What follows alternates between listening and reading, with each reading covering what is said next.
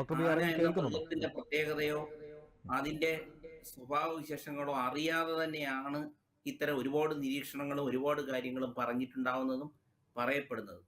ആനയുടെ കാര്യം പറഞ്ഞാൽ പെട്ടെന്നൊരു മീഡിയ പബ്ലിസിറ്റി കിട്ടുന്നു എന്നുള്ള ഒരു കാരണം കൊണ്ട് തന്നെ ആവശ്യമില്ലാതെ പലപ്പോഴും ഇതിനകത്ത് ഒരുപാട് കോൺട്രവേഴ്സി ഉണ്ടാക്കുന്നുണ്ട്.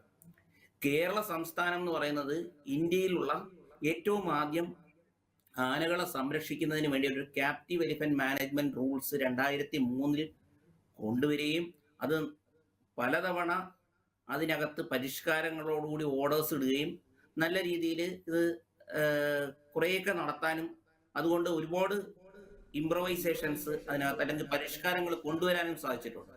പക്ഷെ പെട്ടെന്നൊരു മാറ്റങ്ങളൊന്നും തന്നെ അത്ര ഈ പറയുന്ന രീതിയിൽ നടക്കുന്ന ഒരു കാര്യമല്ല.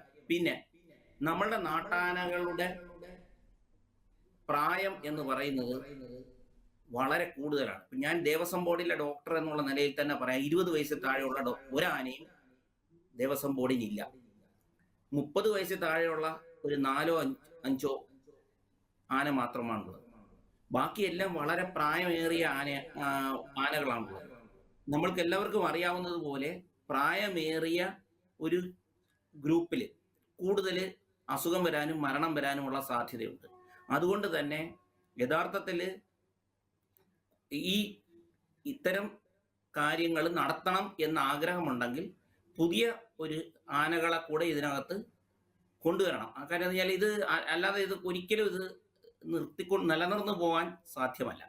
പിന്നെ ആചാരങ്ങളുടെ കാര്യത്തിനകത്ത് നമ്മൾ ഈ മനുഷ്യനും മൃഗങ്ങളും അടുത്ത് ഇടപഴകുന്നത് പ്രൊമോട്ട് ചെയ്യണം എന്നുള്ളൊരു അഭിപ്രായക്കാരനാണ് ഞാൻ. അങ്ങനെ വരുമ്പോഴാണ് കൂടുതൽ അതിനോട് സ്നേഹവും താല്പര്യവും ഉണ്ടാകുന്നത്. പക്ഷെ ആ സ്നേഹം ഒന്നും തന്നെ അതിന് ബുദ്ധിമുട്ടാവാത്ത രീതിയിൽ ഉത്സവങ്ങൾ ക്രമീകരിക്കാനും അത് നടത്തുന്നവര് ശ്രദ്ധിക്കണം. ഇപ്പോൾ തന്നെ നമ്മൾ യഥാർത്ഥത്തിൽ ചൂടേറിയ സമയങ്ങളിൽ ആനയെ കൊണ്ടുപോകാറില്ല. അതേപോലെ തന്നെ എഴുന്നള്ളിപ്പിന്റെ ദൈർഘ്യം കുറയ്ക്കാനായിട്ട് വളരെ രീതിയിൽ തെക്കൻ നാടുകളിൽ വളരെ മാറ്റം നമുക്ക് വന്നിട്ടുണ്ട്.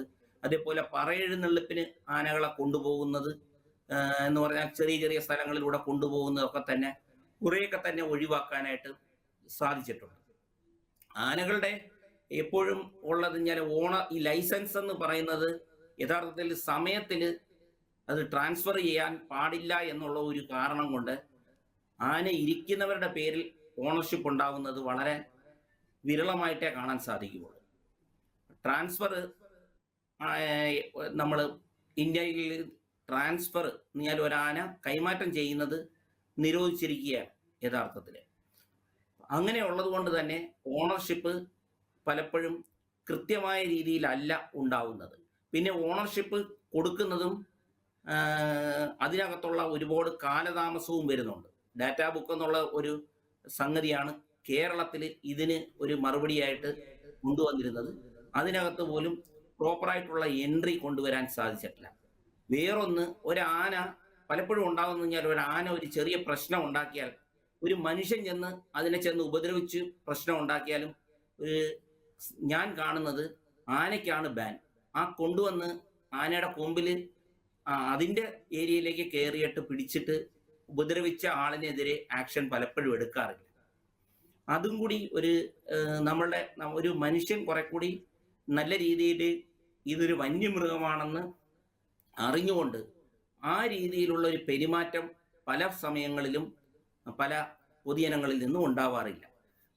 അതിനു വേണ്ട ഒരു ബോധവൽക്കരണവും കൂടി ഇതിനകത്ത് ഉണ്ടായാൽ വളരെ മെച്ചപ്പെട്ട ഒരു രീതിയിലുള്ള ഇപ്പോൾ നടത്തിക്കൊണ്ടിരിക്കുന്ന രീതിയിൽ കരുതുന്ന കഴിഞ്ഞാൽ ആന എന്ന് പറയുന്നത് ഇത് ആചാരത്തിന്റെ ഭാഗമാണെന്ന് നമ്മുടെ വിശ്വാസികളെല്ലാം തന്നെ പറയുമ്പോഴും പലപ്പോഴും ലോകത്തിന്റെ പല ഭാഗത്തും പല രാജ്യങ്ങളിലും ഇത്തരം മൃഗങ്ങളോടുള്ള സ്നേഹവും ക്രൂരതയ്ക്കെതിരെയുള്ള നിയമങ്ങളും ഒക്കെ ഉള്ളപ്പോഴും അവരുടെ സംസ്കാരത്തിന്റെ ഭാഗമായിട്ട് ഇത് ചിലയിടങ്ങളിൽ എല്ലായിടത്തും നമുക്ക് കാണാവുന്നതാണ്. ഇത് കേരളത്തിൽ മാത്രമല്ല കാണുന്നത്, ഇന്ത്യയിൽ മാത്രമല്ല കാണുന്നത്.